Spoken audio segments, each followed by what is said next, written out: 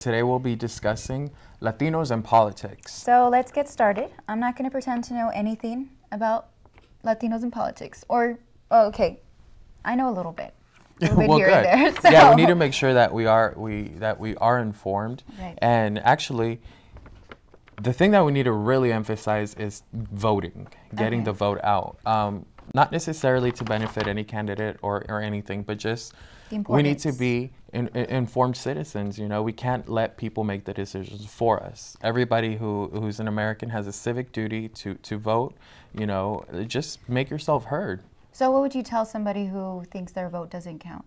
You know, and there's actually a lot of people who think their vote doesn't count. But actually, in our local elections here in San Marcos that we just had that ended on Tuesday, for the place 5 seat, the runoff was not avoided because of 3 votes.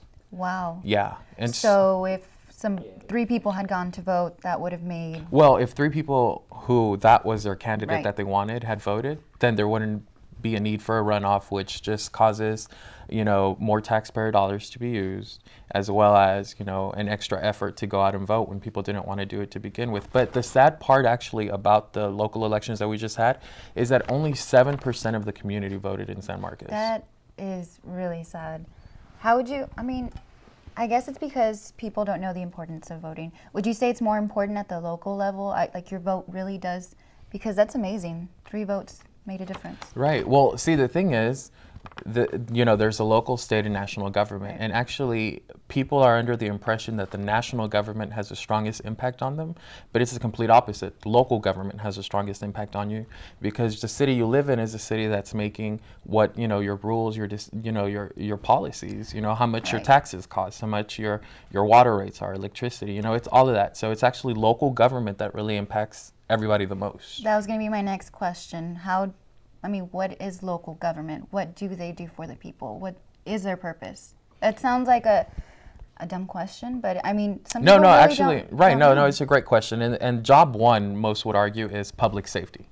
You know, to make sure we have enough police and fire, which is, you know, our law enforcement, you know, keeping crime rates low, as well as, so it's public safety, infrastructure, business development, what kind of businesses to attract, and make sure we have high-paying jobs in the community, so that, for example, here in San Marcos, I know a big issue is how to retain the students that come from Texas State, because San Marcos lacks a big market that offers high wage paying jobs. And so most students from Texas State end up leaving the community and go to Austin, San Antonio, Houston, wherever. And they've been wanting to keep them in San Marcos. So that's what our local government does, is attracting businesses to be able to keep that, you know, have a stronger tax base, public safety, infrastructure. Right. So the next level would be obviously state level. And they do... Tell me a little bit about the state level government. At the state level, it's like the local level, but it's more broad because, you know, it's at the state. And actually the state is, you know, the race for governor's coming up. So that's a race that we should really be focusing on. We have, for governor, our governor, Rick Perry, who's been governor for like 10 years, is being challenged by Kay Bailey Hutchison, who is our U.S. Senator. Now, there's this, and that's just in the Republican part of it. There's this big argument, you know, do we want Washington controlling, you know, Texas, or do we want to keep Governor Perry, who's from Texas and not really a Washington bureaucrat, some would argue.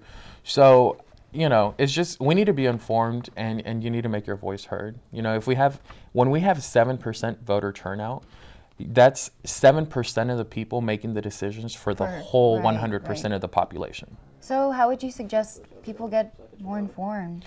Well, you know, obviously you can go to websites, you can read books, but it's difficult to grasp the whole concept, everything that is politics, and how your vote really does impact the community. Websites, what would you suggest? Right. Well, the thing is, you know, your local news publications always offer, you know, good, you know, running bases for you know, who to support or who not to support. They give you insight as to who's running, why they're running, and stuff like that. So it's just all about being an informed citizen and having your voice heard ultimately. Great. So. Well, I hope people start doing that. Yeah. The next part of the show is going to be a discussion panel on Latinos in politics with our moderator, Jessica Garcia. So let's go ahead and check that out.